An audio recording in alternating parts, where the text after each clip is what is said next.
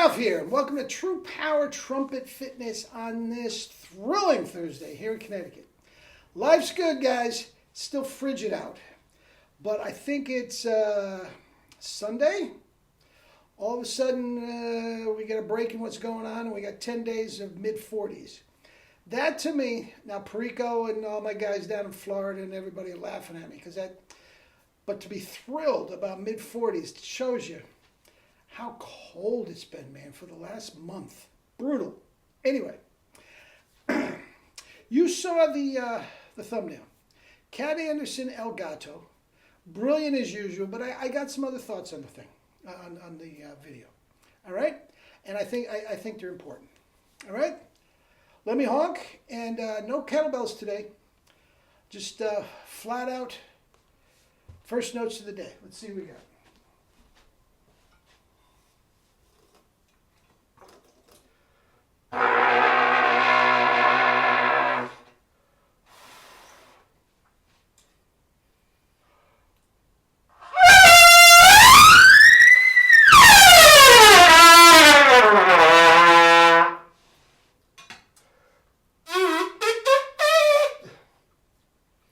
Life's good, campers. Arbor number 8.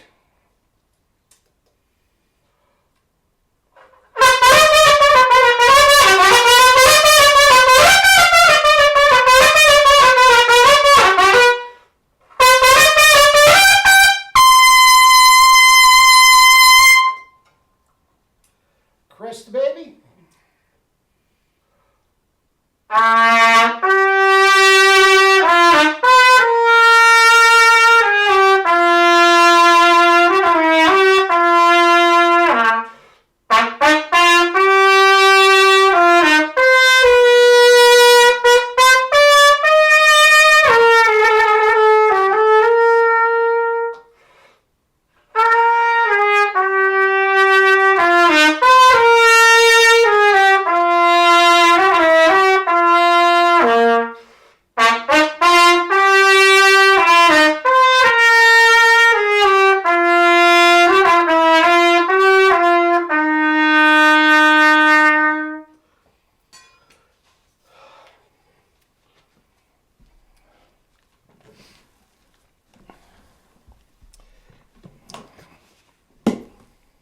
Life's good.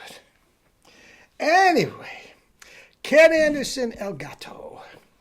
Now, I'll start with this. One of the most rewarding things I've ever done in my trumpet career was a tour of Duke Ellington's Sophisticated Lady. And this thing down below is with the Duke Ellington Band. And I was playing lead. It was on stage, and we're on the road, which made it challenging. But on stage made it even more challenging. And that's part of the rewarding part. I was playing lead. They did not write a Cat Anderson part because, quite frankly, nobody could play it. I couldn't have played it back then. So they just made it a solid lead part. And if, somebody could play it, well, who do you have to bring in? Faddis? I mean, he's not going to go on the road. And if he did, you'd have to pay him a freaking fortune, right? So it was just a lead part. But it was so challenging. And the music of Duke Ellington is just so great. And the 3 stars were Maurice and Gregory Hines. Brilliant. You talk about genius. These 2 guys, who you like better, they're both just wonderful human beings. And they would switch off. He'd do a month there. Maurice would come in and do a week, and then, no rhyme or reason. But the choreography and the female lead was Mercedes Ellington, Duke's granddaughter, who did the choreography and, the dancing. I mean, just her beauty, guys, is one of the 8th wonders of the world. You couldn't take your eyes off her. So it was just a wonderful, wonderful tour. The band was cooking. It was just great. But anyway, to make a long story short, you listen to this El Gato. I'm not sure where they were, Norway or something like that. And guys, this is not vintage Cat Anderson. Guys, he had a bad night for him. All right? Trolls, stop. I'm not saying I'm better than him. Just stop. Don't even bother with that. There's a point here that I want to make. Okay? And that is, now you're going to hear, now if you type in El Gato, Duke Ellington, Cat Anderson, you type it in on Google, you get 10 versions of it. 9 of them smoked this version. This was literally an off night for the great Cat Anderson. His technique in the middle register, especially at the beginning, was iffy at best. He didn't have the high notes. When the other trumpet players came down and they played in unison, he didn't do it an octave above. And he ended on a double C, I think, which, you hear what I'm saying? I mean, there's just so much in reserve with this guy that he could be brilliant on a bad night. But compared to the other ones, it was an off night for him. All right? Now, my point is this. Guys, bad nights are part of the life. It's the life we chose. It's part of it, guys. You are revolving your entire life, as Doc Severn would say. It's a little 1/4 inch of tissue underneath your nose. Okay?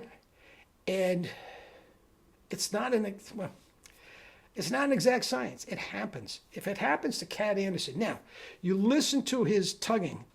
I mean, the tongue is perfection. He's not overblowing. He's not stretching.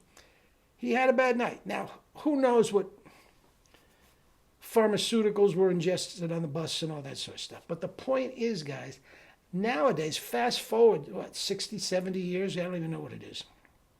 Fast forward. Guys, we have the tools in the toolbox to drag ourselves kicking and screaming out of a bad day. People ask me, do I have bad days? And my answer is absolutely not. Now, when I pick up the horn, the first notes of the day, it's not always as good as I have good days, excellent days. I just don't have bad days. And the reason I don't have bad days, even though on the odd occasion that it feels like I got punched in the mouth in the first whatever, I have the tools in the toolbox to drag my butt kicking and screaming out of the gutter. All right? Guys, you do too. And you're going to say, well, what is it, Ralph? Do I alternate mouth? No. Guys, stay in your happy zone. Just play correctly. Go through the whole thing. What would Ralph say? Relax the corners, thicken the tongue, and don't overblow.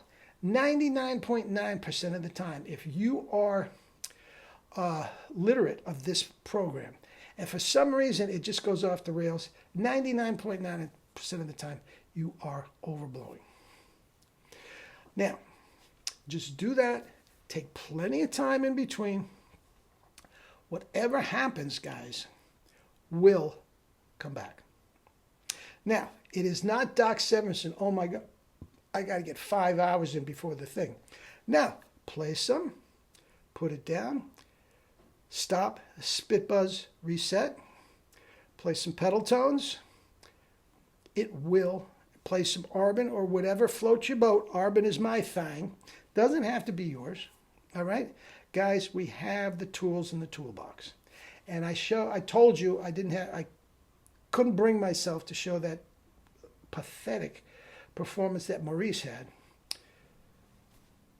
Cat Anderson, Maurice, Doc has bad days all the time. He's the first one to tell you. Guys, it happens. But it doesn't have to be that way. Now, if you don't have anything pending, if you don't have a job that night that you have to get rid of, guys, and you start getting frustrated with it, we all know what I mean. You all know what I mean. If you start getting frustrated, put it down, come back the next day. All right? It happens to all of us. All right? Eat and drink your fruits and vegetables and live your life with true power, Not the fake stuff, true power. Love you all, guys.